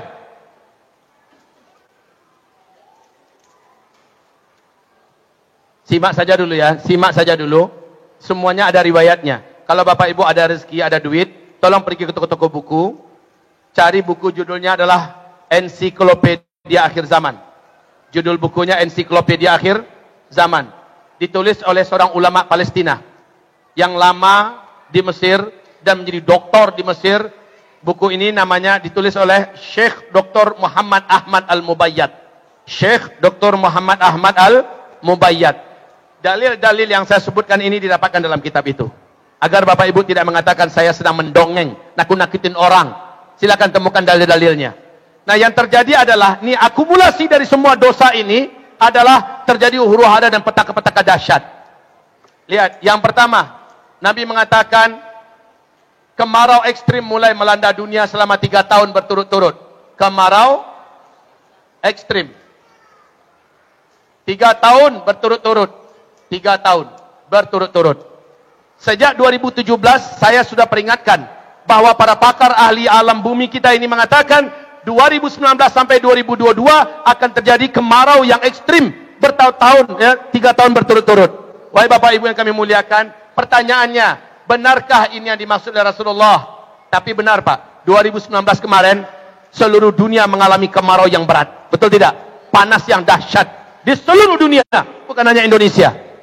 Dan 2020 ini sebentar lagi kita akan saksikan. Panasnya akan lebih panas daripada 2019 kemarin. Akan lebih panjang. Sama-sama kita saksikan nanti. Kemudian setelah itu akan terjadi pandemi. Yaitu menyebarnya penyakit-penyakit. Penyebaran penyakit-penyakit menular yang mematikan. Penyakit-penyakit mengerikan, yang keras dan dahsyat, mematikan. Berikutnya akan terjadi kelaparan. Kelaparan yang merata di seluruh dunia. Sekarang Bapak Ibu, untuk Cina saja, jutaan lahan, bahkan ratusan juta lahan di daratan Republik Rakyat Tiongkok, ya, ini diserang wabah hama ulat bulu, sehingga gagal panen, wahai Bapak Ibu. Jadi bukan hanya belalang yang jumlahnya datang, bukan hanya burung, bukannya nyamuk-nyamuk raksasa, tapi juga ulat bulu yang memakan pertanian yang ada di Cina. Luar biasa Bapak Ibu. Dan kota-kota yang sekarang udah 90 negara terinfeksi virus COVID-19. 90 negara. Demikian dari WHO. Wahai Bapak Ibu, akan terjadi kelaparan yang global. Dan Nabi sudah bersabda, persiapkan makanan selama 1 tahun, kata Rasulullah Sallallahu Alaihi Wasallam. Nah, kita harus waspada dengan ini, kelaparan global. Sudahlah kemarau ekstrim yang akan mematikan banyak. Bapak Ibu, sejak 23 Januari, kota-kota 80 kota di Cina ditahan, tak boleh keluar penduduknya, ya. Ini berdampak kepada tak terkira peternakan yang mati, yang punya ribuan sapi, yang punya jutaan ayam, yang punya peternak kambing dan sebagainya mati sebab rakyatnya nggak boleh keluar. Mau dikasih makan apa? Siapa yang mau ngasih makan? Nggak boleh keluar. Nah, ini kematian yang dahsyat bagi hewan ternak. Dan ini sekarang ke Korea Selatan, ke Iran, ke Italia, Jepang, ya, negara-negara hebat dan maju, bahkan Amerika juga sudah kena pandemi ini. Wahai Bapak Ibu yang kami muliakan, ini mengerikan ya, kelaparan global. Pada akhirnya nanti kata Rasulullah, takkan terjadi kiamat dalam hadis Sahih Bukhari Muslim di kitab Al-Adabul Mufrad, takkan terjadi kiamat karena lapar, tetangga tega mendatangi tetangganya dan membunuh tetangga demi perebutan sepotong roti. Ini akan terjadi Bapak Ibu, dan ini mengerikan sekali. Saya berharap ketika itu Bapak Ibu sudah tidak lagi di kota-kota besar. Saya berharap ketika itu Bapak Ibu sudah ada di tempat-tempat yang terpencil, di daerah yang jauh dari laut, jauh dari gunung berapi, jauh dari kota-kota besar, ada di daerah perbukitan yang mempunyai air yang banyak, sumber air yang banyak, tanahnya subur, dan Bapak sudah punya rumah di situ, Ibu sudah punya rumah, tetangga-tetangga Bapak adalah orang-orang beriman yang juga sama-sama tinggal di situ. Orang beriman saling jaga-menjaga, lindung melindungi. Inilah yang saya sarankan di akhir zaman. Hendaknya kita punya masing-masing perkampungan orang-orang beriman di akhir zaman. Ini yang saya harapkan, Pak. Sebelumnya saya mengajak, ayo Bapak Ibu, tapi sejauh ini tidak begitu banyak yang memenuhi panggilan ini. Ya, saya berkata setiap provinsi siapkan, tapi harus ada ulama di situ, harus ada ulama di tengah-tengah itu. Dan ini jangan jadi bahan penipuan lagi. Bapak Ibu nanti asik ditipu orang aja terus, ya. Karena mendengarkan kajian ini, mulailah orang-orang yang tak takut kepada Allah mengatakan inilah kampung akhir zaman. Kami persiapkan penipuan terjadi. Investasi bodong juga lagi-lagi terjadi. Kalau saya di pesantren, di Payakumbuh, Sumatera Barat, kawasan saya tidak luas, hanya 185 hektar. Itu tidak luas. Makanya saya tidak begitu berani memanggil, ayo Bapak Ibu. Saya hanya panggil orang-orang yang saya kenal. Ayo silahkan merapat. Ayo silahkan merapat. Tapi orang yang enggak saya kenal, saya akan perhatikan baik-baik dulu. Saya lihat orang ini, serius enggak? Saya pelajari keluarganya. Saya diskusi dulu dengan dia. Lalu silahkan mempersiapkan diri di sana. Bapak Ibu yang kami muliakan, selanjutnya yang terjadi adalah tertahannya jamaah melaksanakan ibadah umroh dan haji. Ini ada hadisnya. Hadis riwayat Ibnu Hibban, hadis riwayat Ad-Dailami, Ibnu Majah, Rasulullah bersabda, takkan terjadi kiamat sampai ada tahun-tahun umatku terhalang melaksanakan ibadah haji dan umroh. Terhalang haji dan umroh. Sekarang untuk informasi bagi Bapak Ibu, bahwa pemerintah Arab Saudi karena wabah ini bukan hanya melarang orang dari luar, warga sendiri pun dilarang melaksanakan umroh. Mukimin juga dilarang. Qadarullah ada 2 sahabat saya di Mekah itu dan sudah lebih 22 tahun tinggal di sana. Dan satu lagi ada sahabat saya memang sudah juga tinggal di sana. Mereka mengatakan, Jumat kemarin kami seluruhnya hanya bisa sampai di luar, masuk ke dalam terhalang. Dan ini bahaya besar bagi bumi, Pak. Kalau sempat tawaf di Ka'bah sudah terhambat. Kalau sempat ibadah di tanah haram sudah terhalang. Jadi jamaah yang masih ada di Mekah sekarang itu, Pak, sisa yang sudah terlanjur masuk, mereka yang masih bisa tawaf di lantai 1, lantai 2, lantai 3. Nanti mereka sudah keluar, sudah habis masanya, yang masuk lagi nggak ada. Dan bumi bergantung kepada energi positif yang muncul akibat orang-orang tawaf sekitar Ka'bah. Orang-orang yang beribadah di tanah haram, bumi ini sangat bergantung penuh kepada sumber energi paling positif yang bisa menstabilkan bumi dan menetralkan bumi ini. Tapi ketika orang-orang terhalang beribadah ke sana, maknanya hawa hitam yang menguap ke permukaan, yang menimbulkan kutukan bumi dan kemarahan laut, yang kemarahan udara dan langit. Bapak Ibu, karena dosa-dosa yang dibuat manusia, maka ini takkan ada penetralnya lagi. Penetralnya adalah amal soleh yang dibuat orang-orang beriman sekitar Masjidil Haram, dan itu terhalang sekarang. Maka bumi akan labil dan bencana-bencana dahsyat akan terjadi. Ya. Kemudian berikutnya terjadilah pertarungan internal anggota keluarga kerajaan yang memimpin Mekah Madinah. Ini adalah perkelahian. Perkelahian internal keluarga kerajaan, ya, keluarga KSA. Kapan terjadi? Ketika meninggal seorang raja yang memimpin Mekah Madinah. Nah, sekarang Bapak Ibu informasi buat Bapak Ibu, 3 orang pangeran, yaitu Pangeran Mut'im bin Abdullah, anak kandung Raja Abdullah yang kemarin menjadi raja di Arab Saudi sebelum Raja Salman. Yang kedua, Pangeran Muhammad bin Salman sebagai putra mahkota. Dan yang ketiga Pangeran Khalid bin Thalal sebagai orang terkaya di Arab Saudi, ya. Wahai Bapak Ibu, ketiga pangeran ini punya militer, punya polisi, punya senjata, punya kekayaan, dan mereka sedang perang dingin. Mereka hanya menunggu Raja Salman meninggal dunia. Kalau Raja Salman meninggal dunia, seandainya mereka berkelahi memperebutkan kekuasaan, fix sudah, inilah dia masanya. Mereka akan bertengkar, berkelahi, dan sampai berbunuh-bunuhan. Sekarang buat informasi Bapak Ibu, pagi-pagi ini menjelang kemari, saya baca berita bahwa Raja Salman sedang koma sekarang, atau sedang menuju sakaratul maut. Semoga ini hoax, amin. Kalau benar, semoga Allah sembuhkan beliau, amin. Kalau seandainya memang benar, semoga Allah sembuhkan beliau. Semoga beliau kembali sehat, amin. Tapi kalau beliau meninggal dunia, semoga beliau husnul khotimah, amin. Dan semoga tidak terjadi pertengkaran. Cuman yang nyatanya seluruh dunia tahu, tiga pangeran ini sedang perang dingin. Mereka hanya menunggu Raja Salman meninggal dunia. Lalu apa yang terjadi setelah itu? Benar nggak ini terjadi? Allahu a'lam. Merinding kita Bapak Ibu, merinding kita. Ya. Dan ini juga akan menyebabkan perpanjangan terhalangnya orang-orang melaksanakan ibadah haji dan umrah. Betul tidak? Kalau orang sedang perang dalam negara orang, nggak mungkin jamaah akan diizinkan untuk masuk. Betul tidak? Ini akan mengerikan Bapak Ibu. Kemudian berikutnya, ini perang-perang hebat, perang-perang dahsyat. Wahai Bapak Ibu yang kami muliakan, di akhir zaman kata Nabi, kamu akan berperang satu.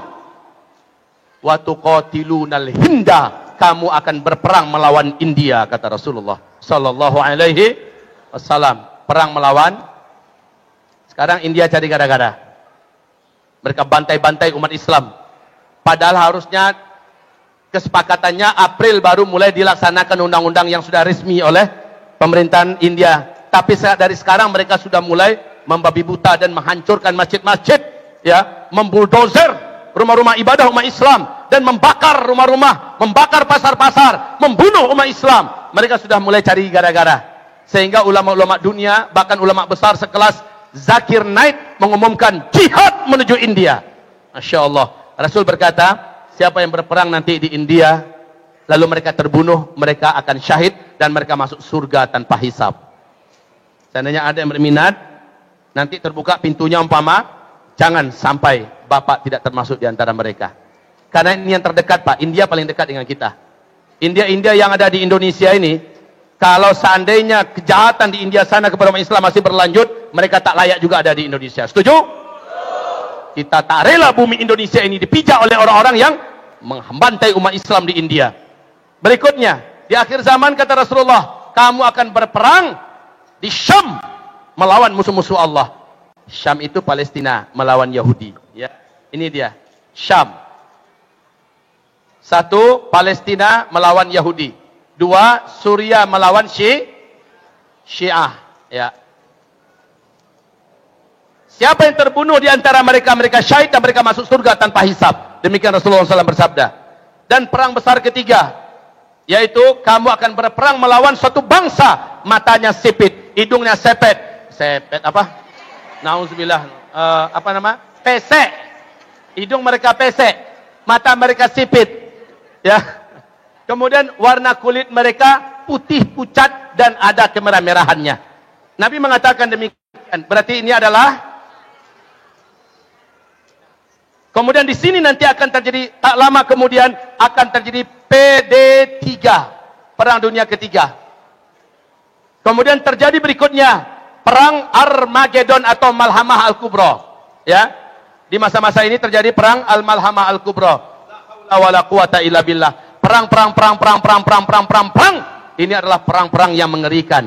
Kemudian terjadilah pembunuhan seorang lelaki yang paling terkenal di dunia, paling dicintai orang-orang beriman. Kematiannya dengan cara dibunuh. Marah orang-orang beriman satu bumi. Marah seluruh malaikat yang ada di langit. Dan Allah menghibur setelah matinya laki-laki yang beriman ini.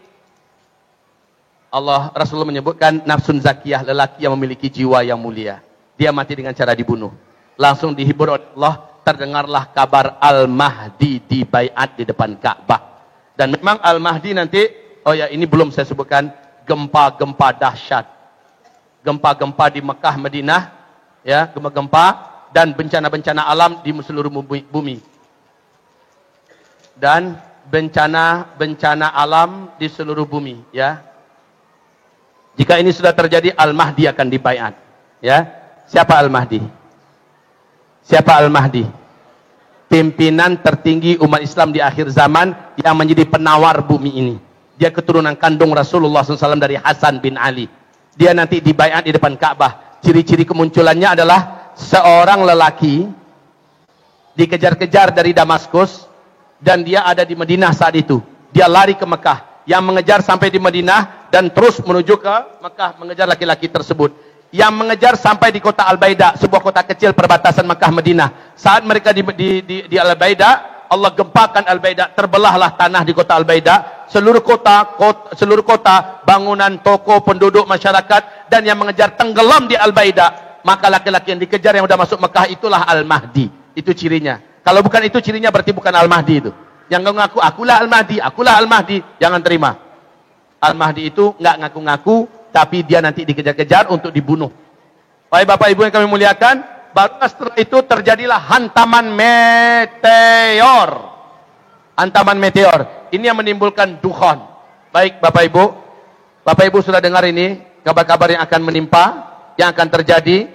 Bagaimana NASA menceritakan 2020 ini sangat banyak meteor yang mendekati bumi. Coba buka YouTube, buka situs asli NASA Pak. Bagaimana bumi kita diancam oleh beberapa meteor yang akan menabrak atmosfer bumi kita. Tidak tahulah, karena di dalam 5 surat Al-Mulk, surat At-Tur, surat Al-Hadid, surat Ad-Dukhan, ya, Allah menceritakan hantaman meteor.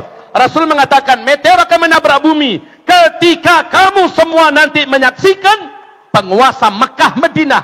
Saya sebutkan dengan penguasa Mekah Madinah sudah tergila-gila dengan musik. Sudah menghadirkan penyanyi-penyanyi yang meliak-liuk dengan tarian-tariannya. Sudah bergila-gila dengan minuman-minuman memabukkan dan barang-barang memabukkan. Sejak 2016 Arab Saudi sudah melakukan ini. Betul tidak? Maka pada masa itu akan terjadi hujan meteor, kata Rasulullah sallallahu alaihi wasallam. Dan ini mengakhiri semua teknologi yang ada.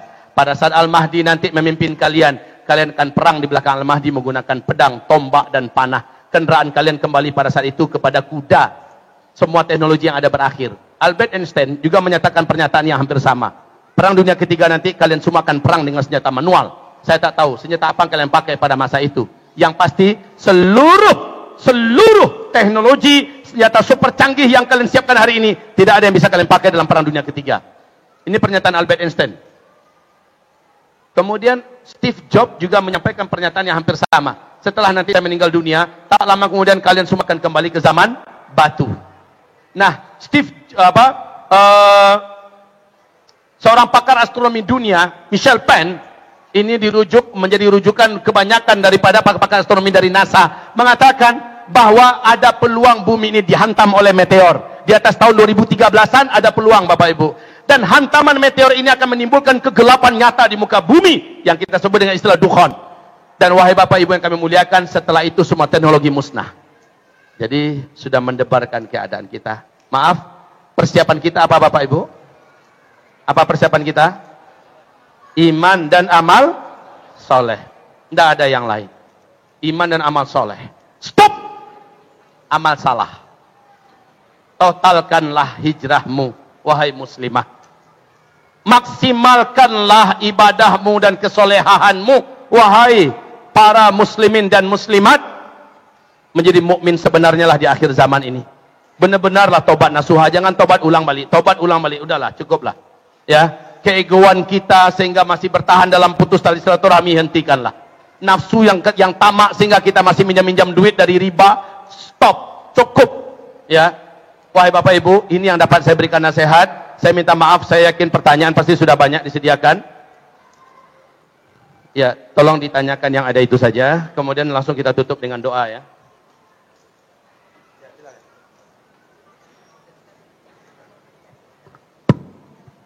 Baik, para jemaah sekalian, alhamdulillah ada beberapa pertanyaan yang masuk. Hanya ini yang sudah disortir. Pertama, ya, pertanyaan adalah apakah sebentar.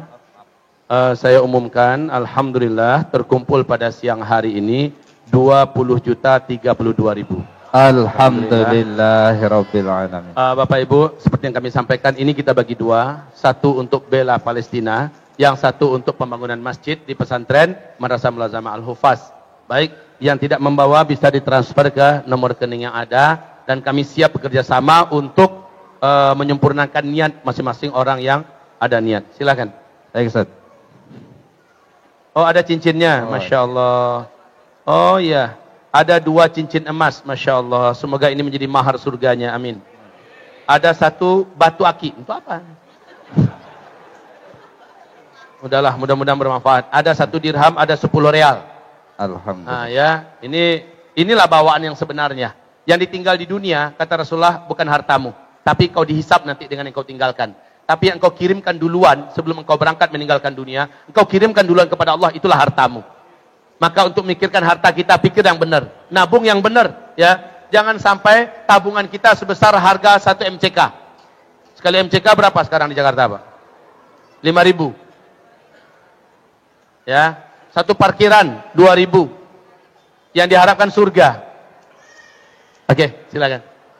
Baik, pertanyaan pertama Ustaz, apakah ciri-ciri daripada Ya'juj dan Ma'juj? Dan dari mana mulai munculnya Dajjal? Apakah sekarang sudah ada? Terima kasih, tolong dibuka nanti, tolong beli paket, buka YouTube. Kalau nggak ada dana, beli paket, numpang ke WiFi. Ya, buka YouTube, buka nanti Uzma Media TV Channel. Uzma, Ustadz Zulkifli Muhammad Ali, ya. Uzma Media TV Channel. Kajian saya ada di situ tentang menyingkap rahasia dan fitnah Al-Masih Ad-Dajjal.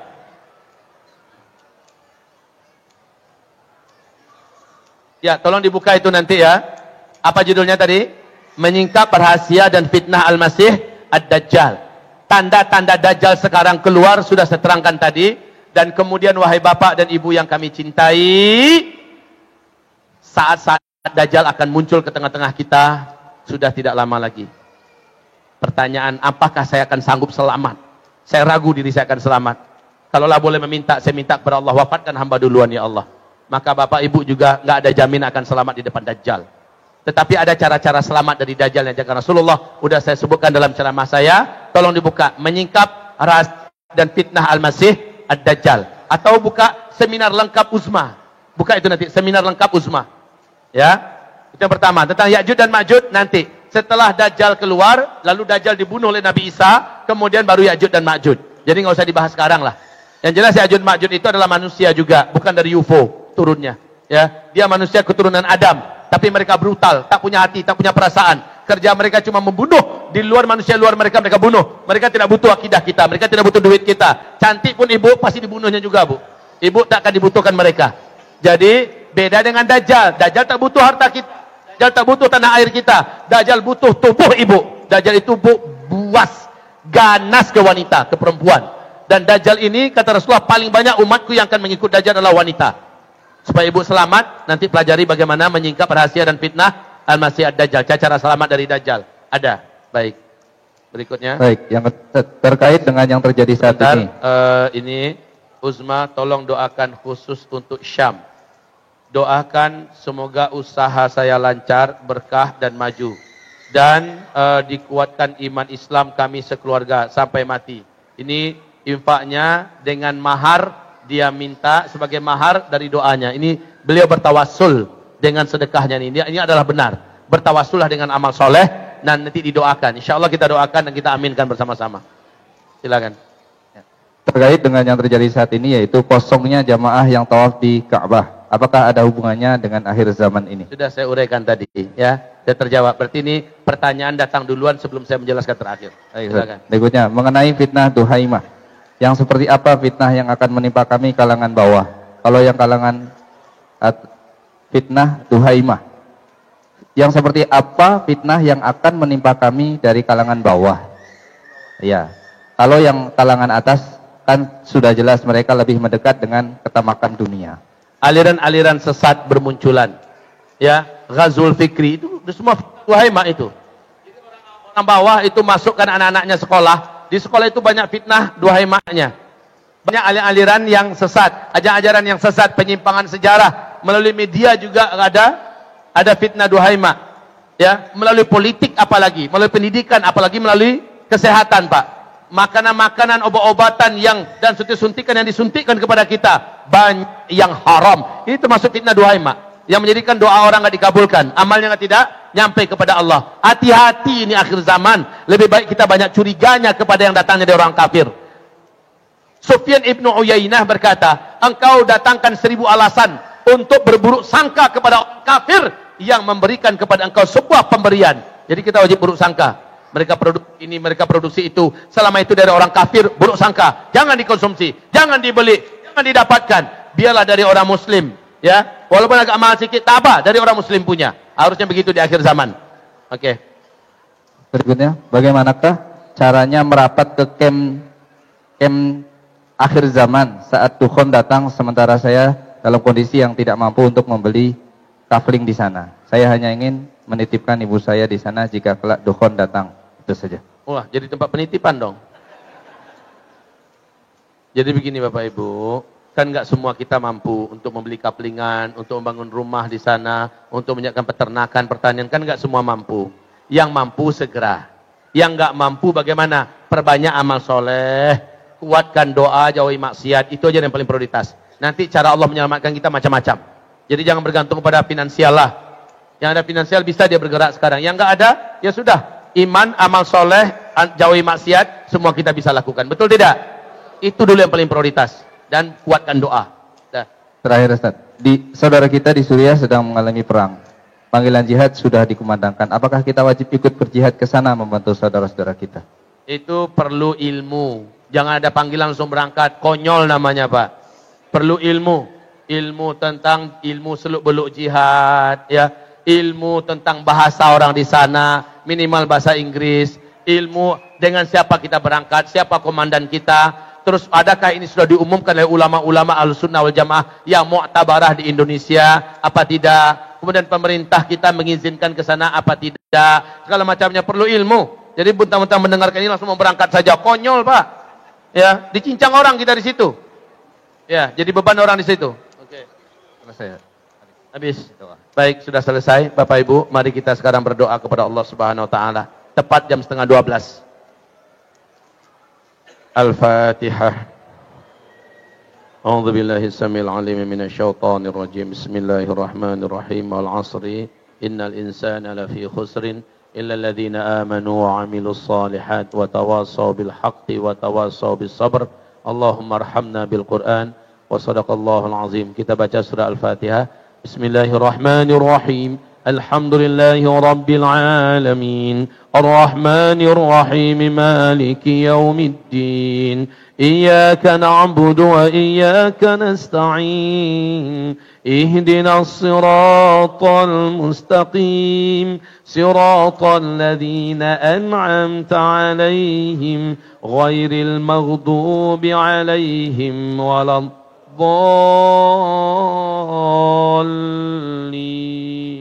Amin. Allahumma salli wa sallim ala Sayyidina Muhammadin sallallahu alaihi wasallam wa ala alihi wa sahbihi ajma'in wa man tabi'ahu bi ihsanin ila yaumiddin. Allahumma ighfir lil muslimina wal muslimat wal mu'minina wal mu'minat al ahya'i minhum wal amwat birahmatika ya sami'un qaribun mujibud da'awat. Rabbana zalamna anfusana wa in lam taghfir lana wa tarhamna lanakunanna minal khasirin. Rabbana la tuzigh qulubana ba'da idh hadaitana wa hab lana min ladunka rahmah innaka antal wahhab. Rabbana faghfir lana dhunubana wa israfana fi amrina wa thabbit aqdamana wansurna 'alal qaumil kafirin. Ya Allah, wahai Rabb kami, kuatkanlah iman kami di akhir zaman ini ya Allah. Tambahkanlah petunjuk dan hidayahmu untuk kami semua ya Allah. Tancapkanlah dan kokohkanlah hati kami di atas agama ini ya Allah. Wahai Rabb kami, lindungi kami dari kegundah gulanaan iman. Lindungilah kami dari kebimbangan. Lindungilah kami daripada pelin-pelan dalam kepribadian. Ya Allah ya Rabbal Alamin. Jadikan kami hamba-hambamu yang tegar dan sabar. Jadikanlah kami hamba-hambamu yang tabah dan istiqomah di akhir zaman ini ya Allah. Jadikan kami pencinta-pencinta amal soleh dan ketakwaan. Datangkan rasa jijik dan benci di hati kami kepada maksiat dan dosa, ya Allah. Ya Allah, kami ingin taubat nasuha. Terima taubat nasuha kami, ya Rabbal Alamin. Dan janganlah Engkau wafatkan kami, kecuali kami telah putih bersih di sisimu dari dosa-dosa kami. Ya Allah, wafatkan kami dan jadikan akhir hayat kami husnul khotimah. Jadikanlah akhir hayat kami husnul khotimah. Jadikanlah akhir hayat kami husnul khotimah. Kuatkan kami menghadapi petaka-petaka besar di akhir zaman ini, ya Allah. Tambahkan kesabaran kami, ya Rabbal Alamin. Allahumma Rabbana, jadikanlah kami pejuang-pejuang akhir zaman untuk membela agamamu, ya Allah. Jadikanlah kami bala tentara-tentaramu, ya Allah, yang kelak akan memenangkan Islam dan yang kelak akan memperjuangkan Islam dengan seluruh ridha dan penerimaanmu, ya Rabbal Alamin. Ya Allah, tolonglah saudara kami yang ada di India sana, ya Allah. Kuatkanlah mereka, belalah mereka. Datangkan bala tentara-tentaramu yang tak terkalahkan dari langit, serta bala tentara terkuatmu yang ada di muka bumi, ya Allah. Baik dari kalangan jin, dari kalangan manusia, atau dari kalangan makhluk-makhlukmu yang lain. Dan gulunglah pemerintahan kafir India ini, ya Allah, dengan azabmu dan dengan caramu, ya Rabbal Alamin. Begitu juga, ya Allah, kepada yang menyiksa dan saudara kami yang tersiksa yang ada di Uyghur, Xinjiang, Cina sana, ya Allah. Ya Rabbal Alamin. Seluruh penguasa-penguasa yang menyiksa kaum muslimin, baik itu yang ada di Suriah, di Palestina, di Mesir, dan di Rohingya, dan di mana saja, ya Rabbal Alamin. Kami memohon kepadamu, ya Allah, jika mereka masih mendapatkan hidayahmu, maka turunkan hidayahmu buat mereka, dan kuatkanlah iman mereka. Namun, apabila menurut kaum mereka lebih pantas untuk ditelan dalam azabmu, maka ya Allah, jadikanlah azabmu buat mereka dahsyat, ya Rabbal Alamin. Jadikanlah petaka yang Engkau datangkan kepada mereka, kepada seluruh penguasa-penguasa jahat di muka bumi ini, sangatlah menghinakan dan menyakitkan, ya Allah.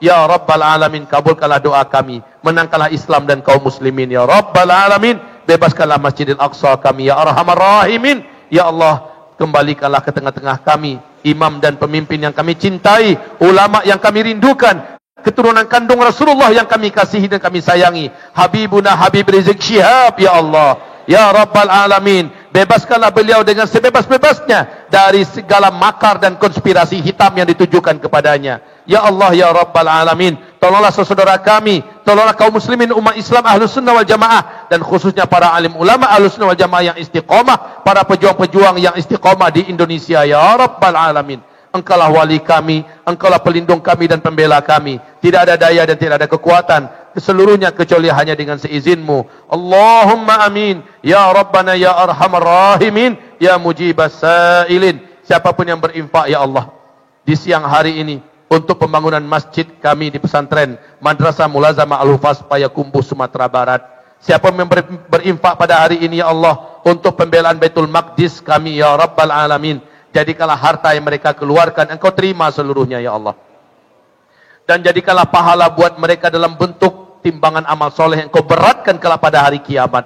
Ya Allah, sucikanlah jiwa-jiwa mereka, bersihkanlah dosa-dosa mereka, berkahi harta yang masih di tangan mereka, dan jadikanlah anak keturunan mereka anak keturunan yang soleh, yang beriman, yang bertakwa. Ya Allah, jadikanlah usaha-usaha mereka lancar dan bebaskanlah mereka dari belitan hutang piutang mereka, ya Rabbal Alamin.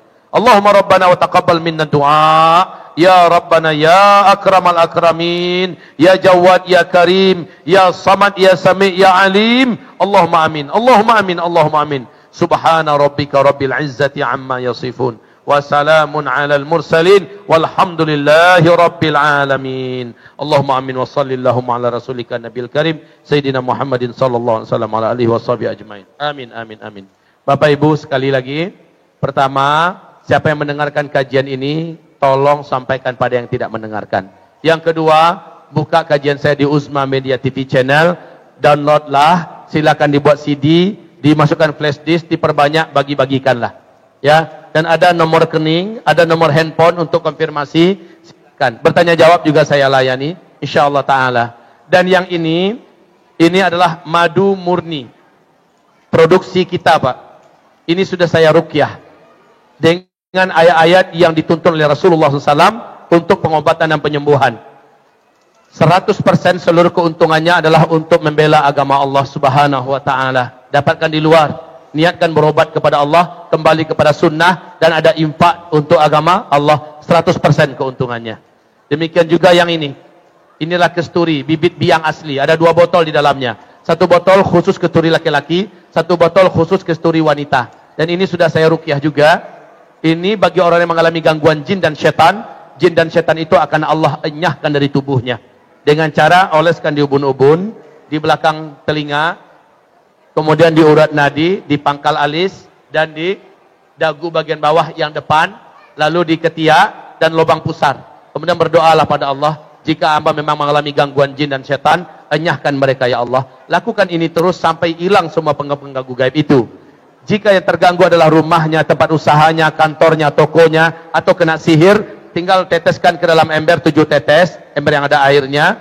Lalu pergilah ke tempat yang akan kita ruqyah, bentak tempat itu, hai musuh Allah, keluar kamu dari tempat saya. Ya Allah, hancurkan sihir-sihir yang dikirimkan ke tempat ini ya Allah. Lalu mulailah lemparkan, bismillah Allahu Akbar.